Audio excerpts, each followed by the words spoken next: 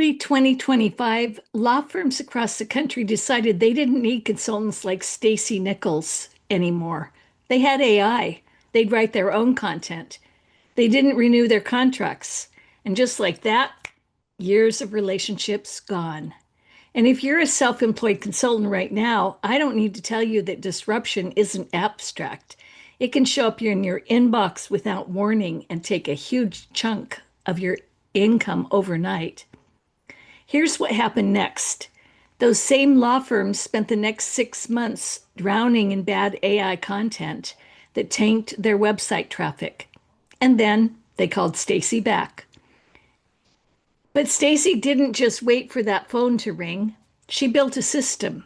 She developed 23 specific writing guidelines that tell AI exactly what to do and what never to do. She created client master documents that produced personalized, thought leadership quality content at scale. She turned a devastating disruption into a stronger, more profitable consulting practice. That's the kind of story I love telling on this podcast, not the glossy version, but the real one. The panic, the pivot, and the practical steps that got her to the other side. My name is AJ Riedel, and this is Thriving Through, the podcast where each week I sit down with self-employed consultants and have real conversations with them about what it really takes to build a profitable, sustainable, and fulfilling consulting practice.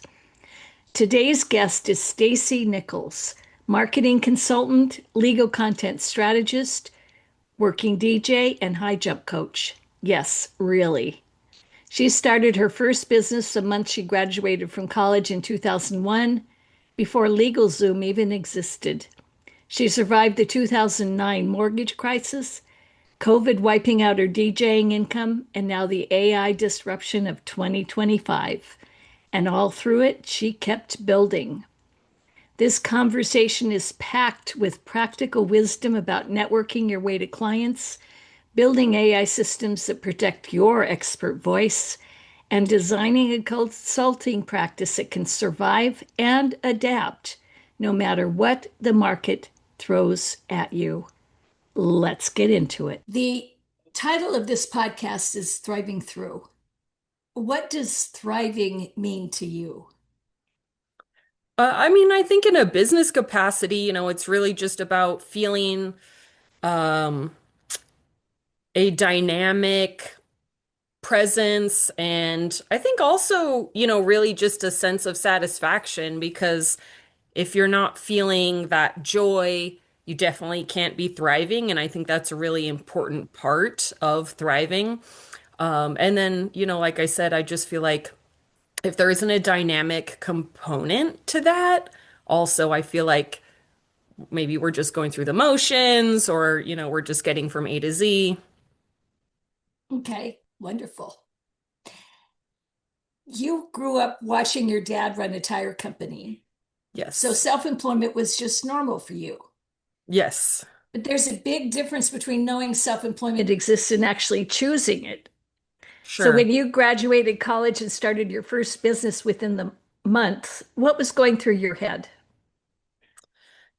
I mean, to me, it really didn't seem like a big deal. I just,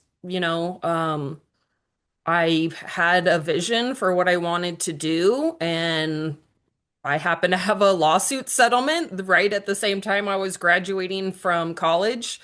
And, so here I am at that brink of finally starting your career, when you've graduated and I made a business plan and started the business. I think really the only thing going through my head is, how can I make the world a better place and use the skills and experience that I had been, gathering and collecting up through school. And yeah, so that's what I did. So what was that first business and what did it teach you? Sure. It was called Do-It-Yourself Documents, and it is still thriving, as you might say. It became a multi-state franchise.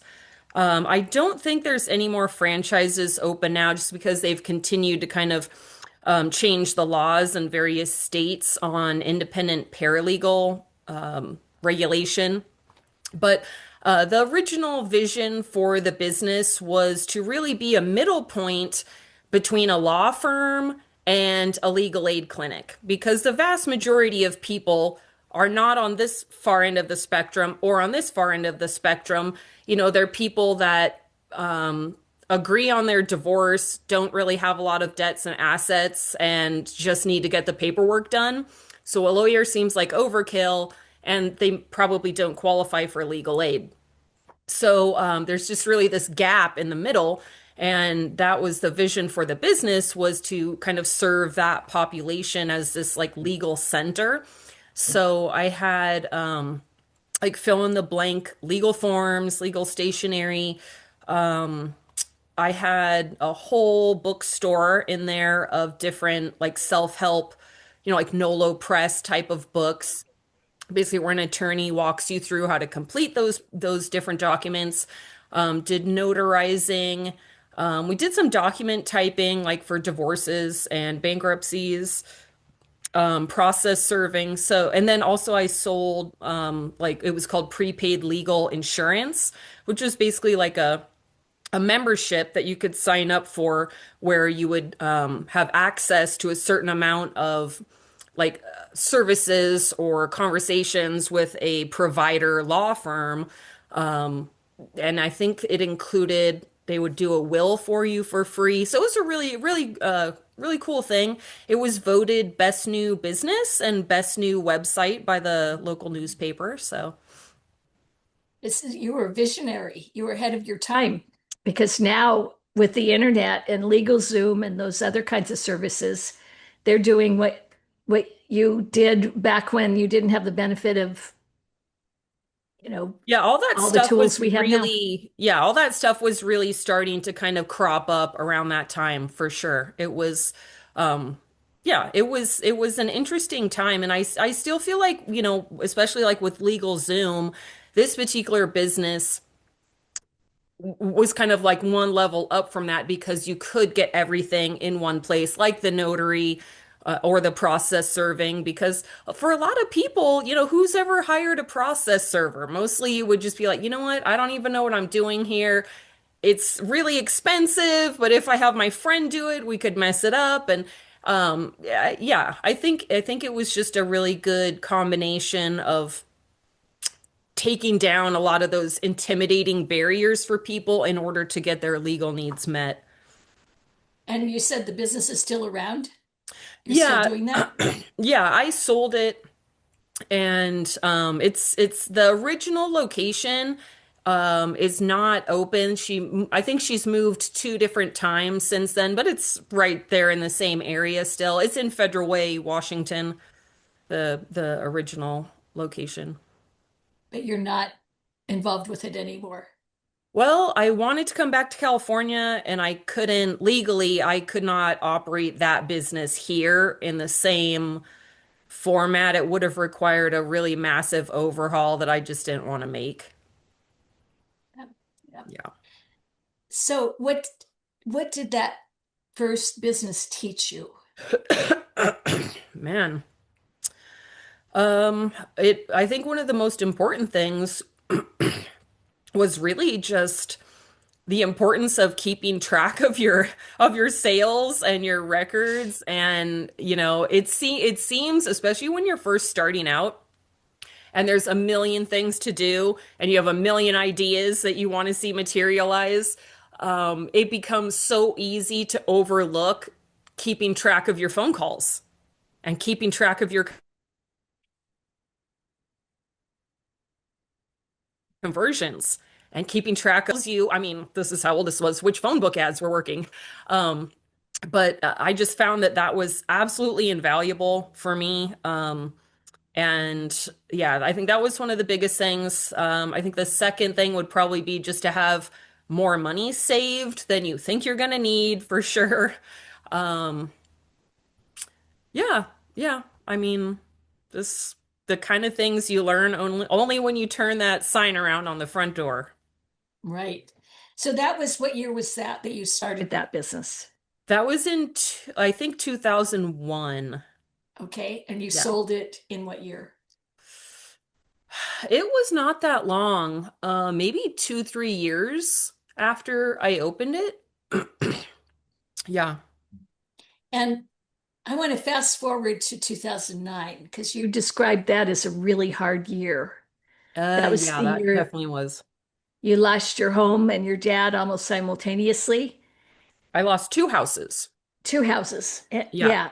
And your dad. How did that experience shape the direction you took with your work? Well, Or I mean, did I it? just feel like, there's so much, it's almost like a fishbowl type of concept on you when you're 20. Like everyone, all your family and friends are kind of looking around and, are you going to grow up? Did we do right with you? Are you going to, mature and be a contributing citizen of the world with your life? Are you going to just, party and mess around and have 10 more years of, childhood basically? And I felt that I had done everything I was supposed to do, and now here I am arriving at my 30th birthday, and it just all got taken away. All of it. So I know a lot of people during the mortgage crisis, lost their houses because they couldn't afford an adjusted payment or whatever. I actually lost my houses because of fraud. And there was like the grand jury of the state of California sued my mortgage company, and all of us from this particular mortgage company, we got settlements. But that settlement was 10 years later.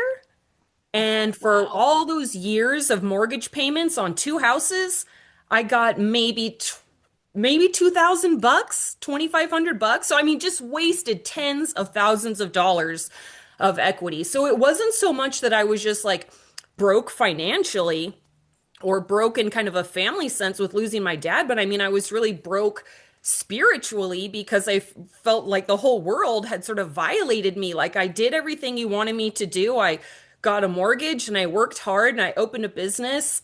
I had good credit, all those things, and none of it mattered. And so it really did affect me very deeply. And I wanted a completely fresh and new start. So that is when I got into my freelancing and consulting work, and I just thought I needed something where I felt, I think, a little more in control of it.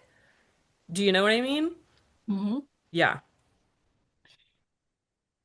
And how did it connect you to the creative marketing focused path you're on now?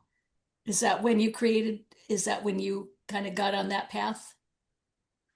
Um, well, I would say it's probably pretty fair to say I've been a creative person since the very beginning. I think I won a drawing contest or something in first grade, and um, yeah, I've just always been a pretty creative person. So I don't know that that particular experience really contributed much to that.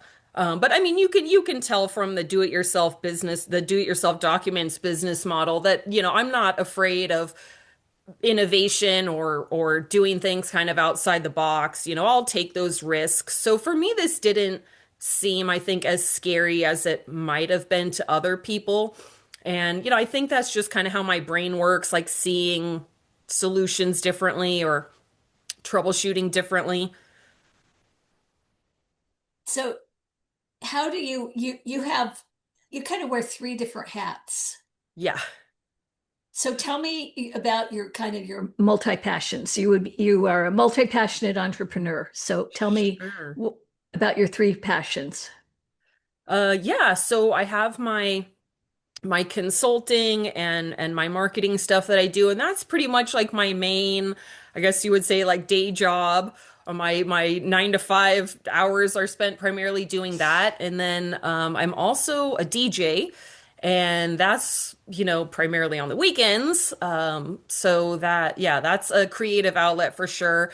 And then I'm also a track coach, and well, I primarily coach high jump. And that's, seasonal and just the afternoons, sometimes also on the weekend. But yeah, I do a lot of things, and I think when we were talking before, I was using that term from Marie Forleo, where she says like a multi-passionate. Yeah, I mean, I Hmm. think a lot of people really are. I don't, to me, I don't think that's too groundbreaking, but definitely I feel blessed that I'm able to kind of create a life in which I don't have to give up music. Because I think a lot of Hmm. people feel like, all right, it's time to get serious now. I got to make some money. I cannot be a musician anymore.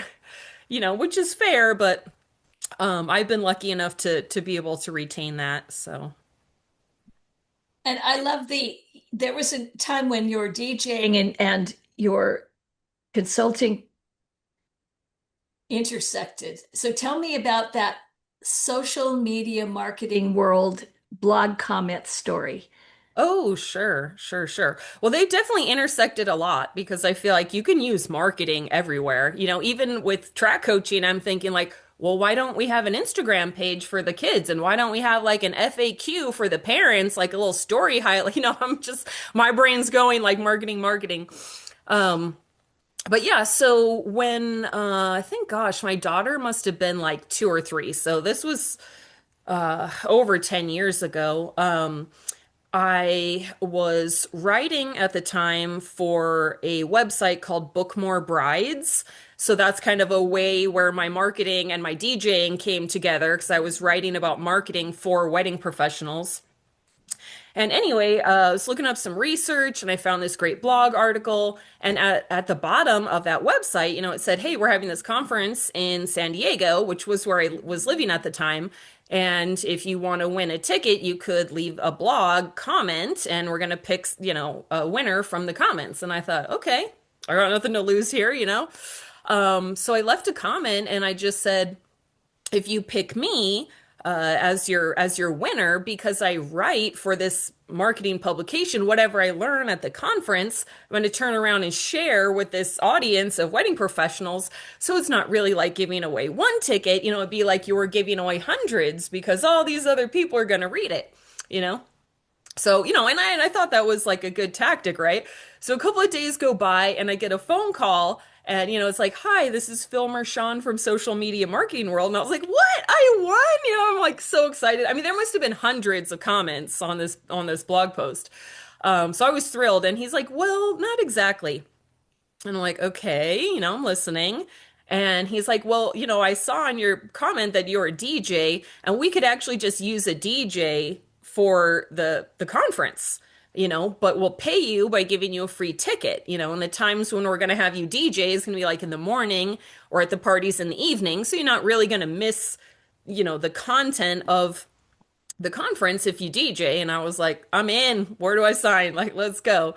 So yeah, I ended up DJing there for a good 10 years.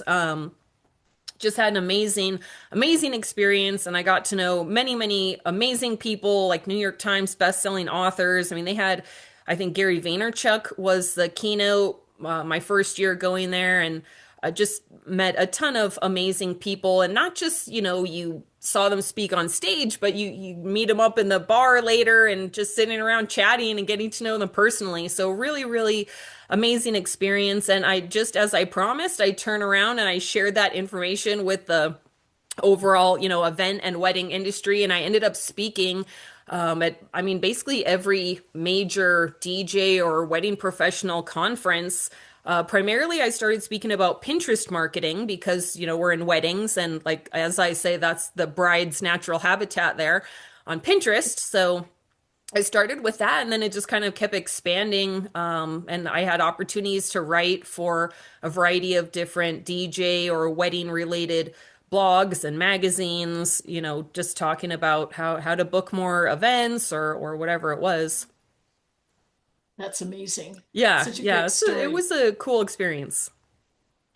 What did having that level of access while also being the DJ, what did that do for your marketing education? I it's funny that you say that because I think we were talking before about some of my lack of satisfaction with my master's program right now in marketing. And I was reading a couple of chapters last night for grad school and really thinking to myself how I can think back on a seminar I went to from that conference or another conference, from 10 years ago, and I can clearly remember the exact wording of, a certain slide or a certain takeaway point that just really struck me.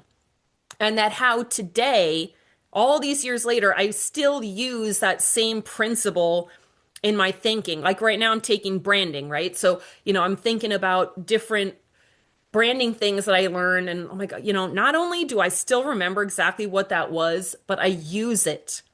And I've used it so much that I feel like now I can kind of grow it in my own way. And I have like my own lens of seeing it. And the stuff that I'm learning at grad school, I'm just like, man, if they could just teach it like a conference, my retention and interest would probably be infinitely greater than the way that it's currently being taught, which is just reading these dry textbooks. Yeah. Yeah. Yeah, there's a lot to be learned from conferences. I love, that we could Yeah. apply to. Yeah. Well, and I feel like, people like the presenters, and I mean, I know for myself from presenting, but I mean, you start thinking about your outfit 6 months in advance, and you're tweaking your slides the night before because this period's out of place. I mean, it's just a very different experience where they're trying to, entertain you and educate you and really make it memorable. And, school just, it's not really set up to function that same way, unfortunately, but Yeah, what are there's a you lot gonna to do? be said for it to do that. Yeah, Yeah. yeah, for sure. So your consulting practice grew out of your writing and DJing worlds in a pretty organic way. Speaking Yeah, at conferences, people approaching you afterward. But organic doesn't mean effortless. So what were you doing intentionally to turn those moments into consulting work? sure. Um, well, I think something, also that like in grad school, this isn't talked about, and I mean, it's just absolute lifeblood of any business, but networking.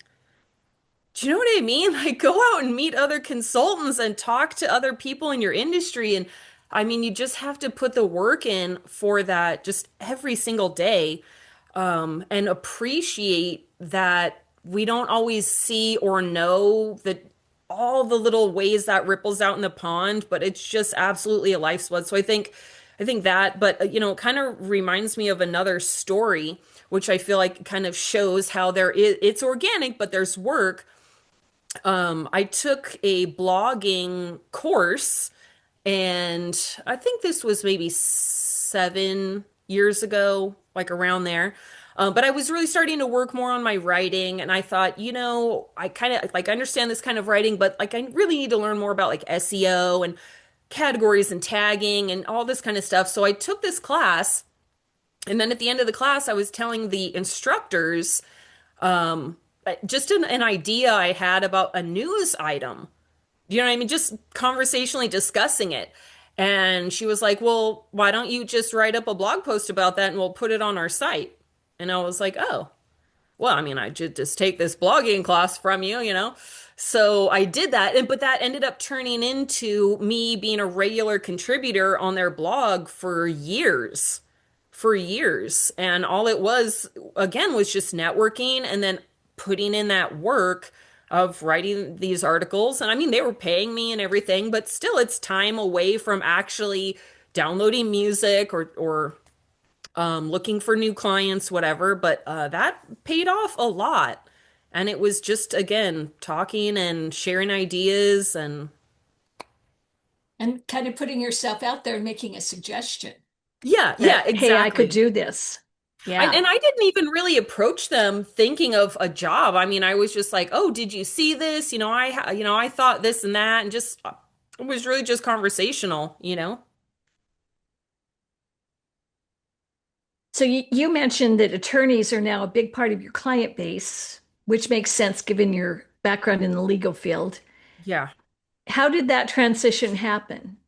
Was it intentional or did it find you? It kind of found me. So yeah, I mean, all I did pre-law in college, and then I got a paralegal certificate, and I had worked in legal aid. Pretty much that's I was in that arena until I lost my houses in the mortgage crisis.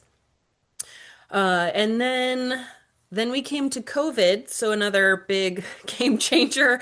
Um, yeah, and I mean, obviously there was no DJing for, I mean, almost 2 years, really. Yeah. It just completely obliterated my industry. I know a lot of DJs that, one of my friends, he became an X-ray tech. I mean, a lot of people just were like, I can't hold my breath and wait. I gotta do something else.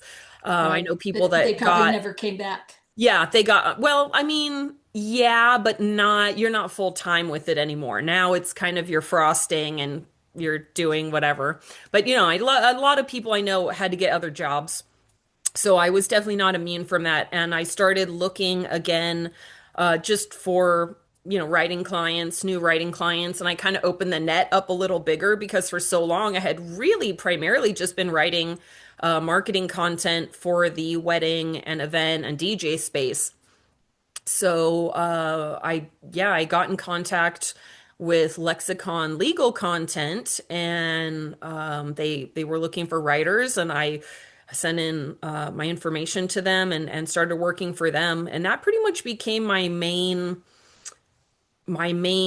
day commitment. I really did not have other clients for a while. I mean, for like pretty much was just doing that for maybe 3 or 4, well, like probably 3 years.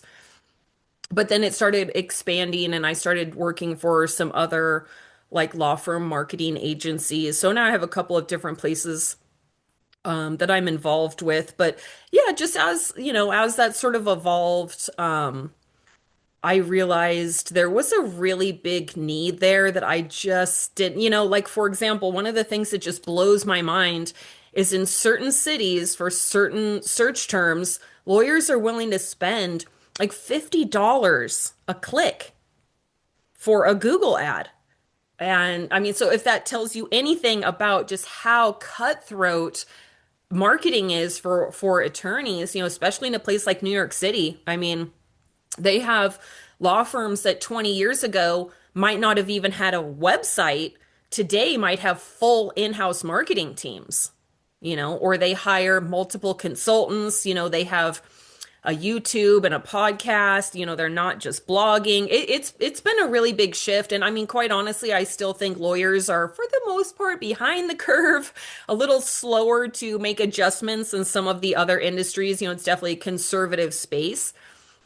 So there's a lot of room for growth and kind of constantly pushing, hey, let's give this a try. And what about that? But yeah, that's kind of where I'm at right now. Well, let's talk about what's happening right now because you mentioned last year that there's some disruption, and I think this is something a lot of my listeners are feeling too. Describe what last year felt like with your legal and law firm marketing clients. Yeah, so let me take it back even just like one more year before that. So at the beginning of 2024, it was like, okay, AI is here. We need to start using it. We don't know how, but our law firm clients are demanding it. They want lower prices on the writing that we're doing for them because you're going to use AI to assist you and blah, blah, blah. And that was just complete chaos. There was no roadmap at all. And we had to kind of put it together as we went along. And we definitely made a lot of mistakes. And we had some really horrible content coming out initially that you're thinking to yourself, I didn't save any time by using AI to create this. Like I just have to go back in and rewrite everything. It was hallucinating everywhere. But we just, we kept working it through and kept hammering it out. And I would say probably about by the end of that year where you're really feeling like, okay, great, I know what I'm doing. AI is actually improving the quality of the writing. I've figured out how to make it work. Great. Let's go into 2025. And I think the way most of these law firm marketing agencies tend to work is they have their law firms are on a 1 year contract. So a lot of these contracts all renew at the same time every year, apparently across the industry. So it was like go on Christmas vacation, and then it was just like we just never came back. Clients were not renewing. And this was across multiple agencies that I was working for. So I know it wasn't one particular company that was just overcharging or whatever. It was definitely an industry-wide thing where law firms were just dropping off and like, hey, we're just going to write our own stuff with AI now. We don't need you anymore. And it was a really scary time. I definitely was freaking out about money and just like, oh, okay, was not prepared for this at all. It was a really big shift. But I would say within the period of just a few months, like maybe by June, July, you were already seeing that backlash where our number one thing coming in was law firms asking us to fix their bad AI content that had ruined their website and destroyed their traffic. So we spent, I mean, I feel like I spent my whole summer last year fixing, fact checking, humanizing these blog posts that the law firms had put together on their own and were really, really bad. Like they were just really bad. But the good thing is with that backlash, then you see this uptick of law firms that are looking to hire in-house subject matter experts to be in charge of their blog. And now the push is we want thought leadership coming out of our content machine, like on, just day in, day out. We no longer are just pumping out 5 divorce tips. It needs to be thought leadership. And I think that is actually a really exciting, it was a difficult wave to ride, but that is a really exciting result. And it's definitely not permeated through the entire legal industry, but I do think it will peter out and slowly kind of make its rounds. But I think a lot more attorneys are appreciating now that AI can actually be used as a very powerful tool. And I'll give a few examples. Before AI, when I would put together an article, I would I would just say, well, the insurance laws in Minnesota, blah, blah, blah, or, the statute of limitations in Texas or whatever. But now, when I'm putting together that same information, I can tell Claude or, whatever I'm using, anytime we talk about a law, let's list the exact name of the statute, right? So that doesn't take any more time for me, but it's a better quality output. I definitely did not have time, considering the budget constraints before, to list case law. That was just not within the scope of a typical law firm blog post. But now that's something that I can easily add and fact check and still have it take less time for me to put that blog post together than it would have before. So it is definitely making better content now, but it was a very difficult transition period. How do you use AI as a tool and still have sort of the human, the expert person voice in your Yeah, I writing? mean, I can tell you my way of doing it, and I do think there are probably a variety of ways that work, but the way that and again, this is going through the growth pains of all of 2024 that we went through, and ultimately what I ended up doing, and I'll just be specific with the law firms, although you could do this for virtually anything. Basically, what I did is I created sort of a master document, or like if you're in Claude, you can create a project that has all of the requirements of what I particularly need from an article. So let's say for a piece of legal content, I'm gonna say I don't want you to use may or might, because you'll end up the output will be, well, you might have a 3 year statute of limitations. Well, the law is pretty black and white. Could you just please, be definitive? But that's one of the sort of weak spots of AI is it doesn't ever want to say anything definitively, especially in the YMYL, space at all. So that's one of the things I said. You frequently see it using phrases like navigate the complexities, or, it's always using face as a verb when you're facing a divorce, when you're facing debt, blah, blah, blah. So all those little like idiosyncrasies that I had observed, I just like, we're not doing this, you're not allowed to do that, just take all that out. And then the things that I knew that AI could do well, like finding the case law, looking up the statutes. And additionally, I would make like a little file for each firm with all their case results, all the awards they had won, the highlights of the bios of the founders, or if it's just a solo, just that one attorney then. And then I would have this master file and tell AI, let's weave in these details. So you're actually getting a more personalized piece of content where I can be like, oh, and by the way, I, won this judgment related to a similar case, da da da, and write that up. And like one of the places where I write for now, we're using AI to create summaries, like sort of like a TLDR summary, which is how we are marketing then back to AI engines because they love those little bullet point, here's all your summary type of answers, right? So we're talking back to AI in its own language by giving it these little bite-sized summaries at the beginning of each article. So there's just a lot of little nuances like that. But ultimately, it was just taking the time up front to create a system which was based on using AI. And every time I noticed, oh, this is a thing you do that I don't like, adding that to my list of writing guidelines. At the moment, I have 23 writing guidelines. Do this, don't do that. I want it like this way. I need you to fact check this, blah, blah, blah, blah, blah. It took a while to compile that list, but yeah, I have a 23 guidelines now that I stick to, and then I create those projects up front. Like a Claude project, or you can just do a master document that you upload into whatever different AI platform.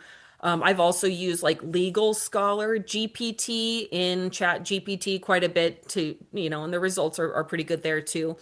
And then you just need to go through it and read it and kind of look for those things that are little too wordy.